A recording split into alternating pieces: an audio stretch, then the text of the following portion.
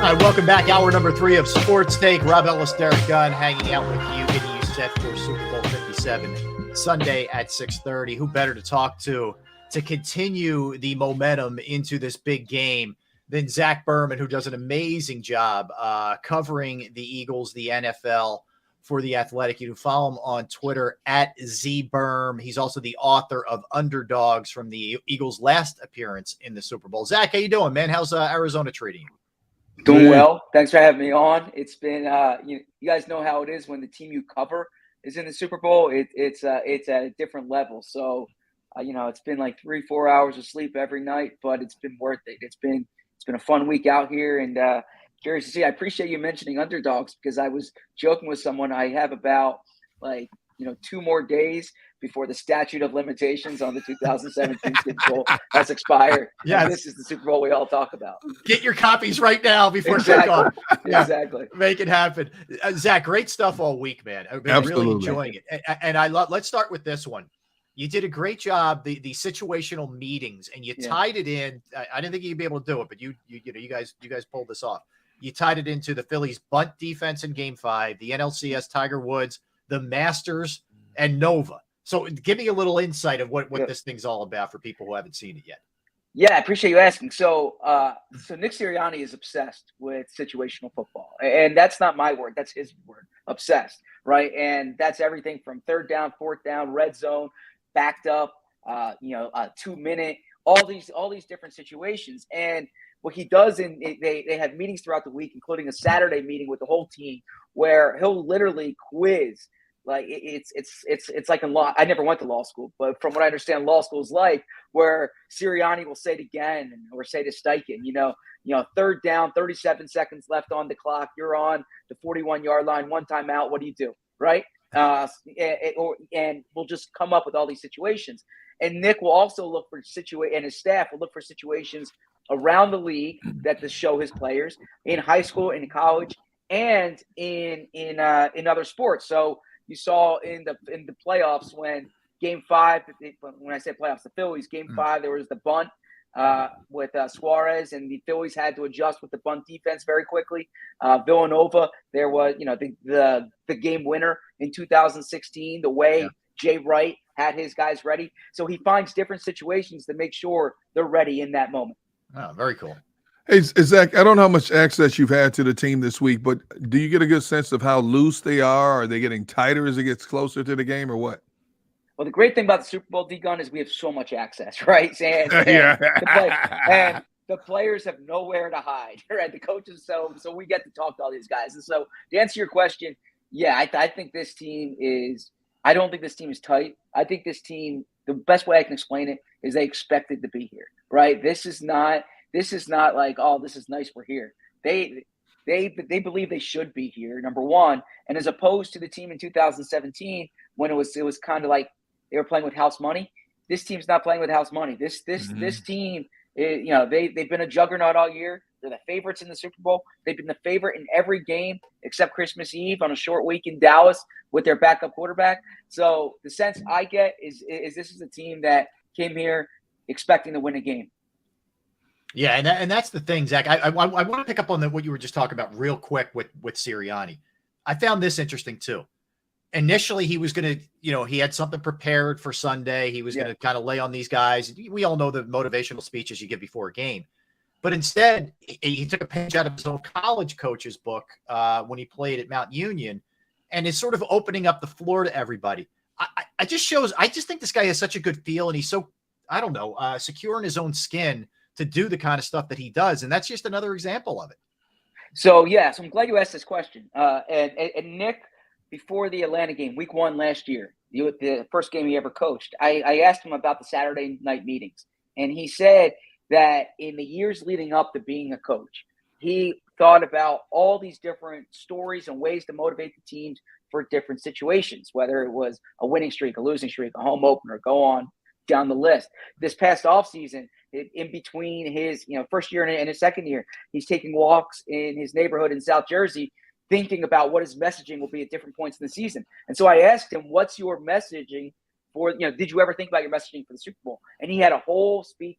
He had a whole thing planned, a whole presentation planned, and he's not going to do it, like you said, because this is something he wants us to be the players speaking to each other. And yeah, Nick, I know people have different opinions of him. One thing I could say is he's a really good feel for his group. He is so in tune with the players, and he really makes it like a player-oriented program. So, yeah, that's very much the case here. Very cool. Yeah, very cool. I think the other thing with him, I don't know. I mean, I get where it would turn some people off if you're losing and the coach is mean mugging and all that, but I think it's authentic, and the players see right through that. Zach, you know this well. If he's not, if that's just an act, and then all of a sudden behind, the camera, away from the cameras, behind closed doors, he's something else, then I think there's trouble. He is who he is, man, and he wears his heart on his sleeve, and I think that connects. I think it connects with this fan base, obviously, but I think more importantly, it connects with his players. Yeah, and he's been this way his whole life. I've spoken to people who grew up with him in Jamestown, New York, and what you see on TV was the way he was when he played high school basketball at Southwestern Central High School. He's nothing if not authentic. Hey, Zach, how much have you played game scenarios over in your mind all week long? And how much has your thought process changed along the same lines in terms of what you're anticipating in this game coming up? Well, I told you I'm sleeping about 3 hours a night. I'm spending too much time thinking about this game, right? I mean, at this point, like go to sleep, Zach. Go to sleep. Yeah, I mean, I feel like I should be leading Nick Sirianni situational meetings right now. No, so this is what. So I'll in 2017, going into the game, into that week, for about a week and a half, I was like, they're not going to beat Tom Brady. It's Tom Brady. And then as we got closer to the game, I was like, wait, the Eagles have the better offensive line, the better defensive line. And all my years covering football, I'm always told to look at the lines of scrimmage, right? And so that to me is what this game. The Eagles have they have the advantage on both sides of the lines of scrimmage, probably more on offense than on defense, but they have the advantage on both sides of the lines of scrimmage. And I think that's going to be the edge. That said, Patrick Mahomes, this isn't expert analysis here. He's the best quarterback in the league. He might be the best player in the league. And if he has the ball with a minute 48 to go, like Tom Brady had a few years ago, you can't count on a strip sack, right? So this might be one of those situations where the last team that has possession wins. But I just think the Eagles are the Eagles are the better team roster wise, and about 18 of 22 roster spots. The only thing is that the Chiefs have three players who are the best in the league at their positions: Patrick Mahomes, Travis Kelce, and Chris Jones. Yeah. Well said. And they just have that element, with Mahomes, it's never over. Number one, the play's never over on top of that. And frankly, there's a little bit of an unknown. Zach, they faced good quarterbacks and guys who maybe were great at one, Aaron Rodgers or whatever, but we haven't seen this. We haven't seen this in a matchup with the Eagles this year where they're taking on this kind of guy. Do you have any kind of sense for where he's at with the ankle and where Jalen's at with the shoulder? So I can speak to the Jalen element of it, and I wouldn't be worried about the shoulder. I know there were some people concerned about the way he passed the ball in the playoffs. I think if you really look at the first drive of both games, he was passing the ball fine. There are passes he can do better, but at this point, he's almost 2 months past the injury. Right. I think he'll be okay. That doesn't mean he's not playing through pain, but I think he'll be okay. As for Mahomes, I can only go based on what I'm hearing there, and that's not to worry. That there's no limitations on him, but I'm not as close to what's going on with the Chiefs. Right. All right. So as you sit here today, tell me, who do you think wins this one and why? I think the Eagles win because I think the Eagles are the better team. I think they're better on the lines of scrimmage. And I've just seen time and time again them answer the bell. But and it's a big but. Patrick Mahomes is that good. I'll put it this way. I understand this fan base can sometimes get on Jonathan Gannon and whatnot. I don't. If the Eagles lose this game because Patrick Mahomes has a big game, Patrick Mahomes beat them. The Eagles didn't. The Eagles. Patrick Mahomes. This is what Patrick Mahomes does. He's that good. But I think the Eagles win this game. I think it's close. I don't think it's blowout. I mean, the 1.5 point. They're 1.5 point favorite. That's a good number. I even think the 51 and the 51 point over under is a good number. I think it's right around there. But I think the Eagles win this game. Although I would be worried if I were an Eagles fan and Patrick Mahomes had the ball in the final minute in his hands. All right, last one, Zach, and we appreciate you sneaking us in here. I know Absolutely. you got to get moving. No. Thrilled to be on with you guys. Most cool experience you've had since you've been there? Kind of one of those like, whoa, this is kind of different. Yeah. This is neat. Whether it was a guy somebody you were interviewing, or just something you saw. Give me something outside of the realm of X and O that you were kind of like, wow, this is pretty cool.